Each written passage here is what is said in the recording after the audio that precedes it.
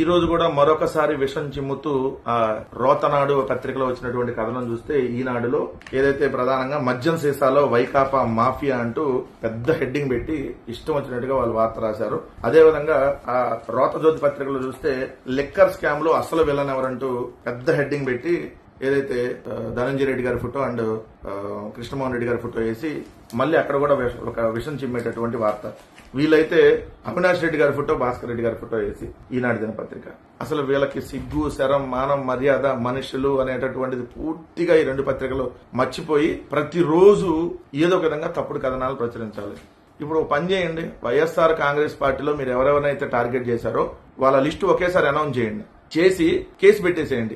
ఏ1 నుంచి ఏ1,00,000, ఏ2 లక్షల, ఏ3 లక్షల, లేదంటే ఏ2,10,000 మంది, లేదంటే ఏ1, ఏ2, ఏ3, ఏ4, ఏ5 అట్లానే ఏ5 లక్షల, ఏ10 లక్షల అనేది పెట్టేసేయండి. పని అయిపోద్ది కదా. సిగ్గన్నా ఉండాలి ప్రతిరోజు.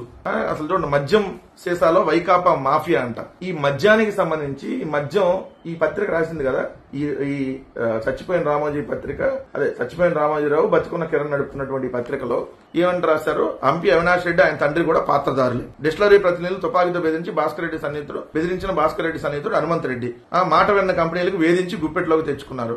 మద్యం కుంభకోణాలకు వెలుగు చూస్తున్న కఠోర వాస్తవాలంట. అసలు కుంభకోణమే జరగకపోతే జరిగింది, కఠోర వాస్తవాలు బయటకు వచ్చేసినాయి అంట. మీకు 5 ఏళ్ల టైం ఉంది.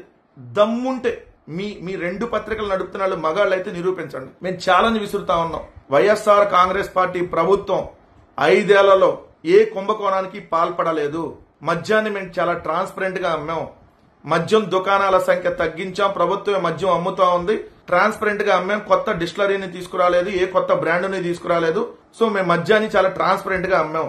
ఇక్కడ ఇంకొక ఈ పత్రికలో, ఈ రోతజ్యోతి పత్రికలో అయితే లిక్కర్ స్కామ్ లో అసలు వీళ్ళని ఎవరైనా హెడ్డింగ్ పెట్టి నిందితుల ఆస్తులు లావాదేవీలపై కొలిక్కి రావడానికి మరికొంత సమయం, ఢిల్లీ లిక్కర్ కేసును తలదన్నేలా ఏపీ మద్యం కేసు ఉందంట. రాసేటప్పుడు కడుపుకి అన్నం తినే రాయాలి కదా. ఢిల్లీ లిక్కర్ కేసు ఏంటి? ఏదైతే ప్రైవేటు వ్యక్తులకు లబ్ధి చేకూర్చారు. ఇక్కడ మరి AP liquor case Chandrababu Naidu గారి హయాంలో కదా ప్రైవేటు వ్యక్తులకి లబ్ధి చేకూర్చింది. అప్పుడు చంద్రబాబు నాయుడు గారు కదా స్కామ్ కు పాల్పడినట్టు.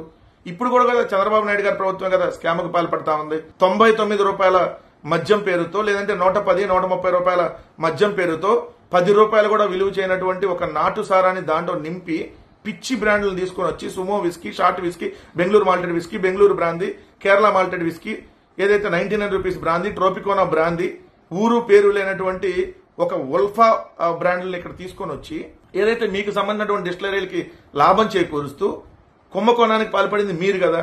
జగన్మోహన్ రెడ్డి గారు ఉన్నప్పుడు మీ హయాంలో 16,000 కోట్ల ఆదాయం వస్తే 2018-19 సంవత్సరంలో జగన్మోహన్ రెడ్డి గారు ఉన్నప్పుడు 24,000 కోట్ల ఆదాయం వచ్చింది సంవత్సరానికి.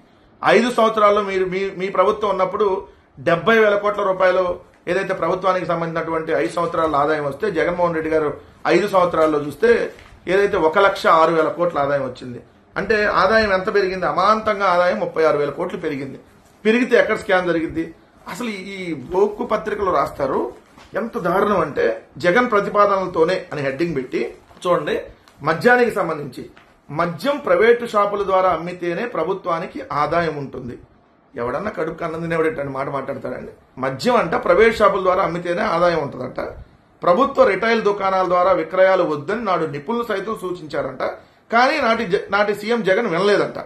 ప్రైవేట్ అమ్మకాలు జరిగిన 2014-19 అక్రమాలు జరిగాయని ఆరోపణ చేస్తూ ప్రభుత్వం ఆ వ్యాపారం చేయాలని జగన్ ప్రతిపాదించినట్టుగా తాజా విచారణలో తేలింది. లిక్కర్ పాలసీని ఎందుకు మార్చారు, దీని వెనక అసలు ఏం జరిగిందని దర్యాప్తు సంస్థ ప్రభుత్వ నివేదికను పరిశీలిస్తుండగా ఈ విషయం వెలుగులోకి వచ్చింది.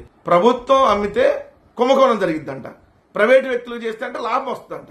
ఎవరికి లాభం వస్తుంది? చంద్రబాబు నాయుడు వాళ్ళ బినామీలకు లాభం వస్తుంది. ఆంధ్రప్రదేశ్ రాష్ట్ర ప్రభుత్వానికి వచ్చిందా? 2014-19 మధ్య జగన్మోహన్ రెడ్డి గారు ఉన్నప్పుడు ప్రభుత్వానికి ఆదాయం వచ్చింది. ఇప్పటికైనా మీ తప్పుడు రాతలను ఆపండి.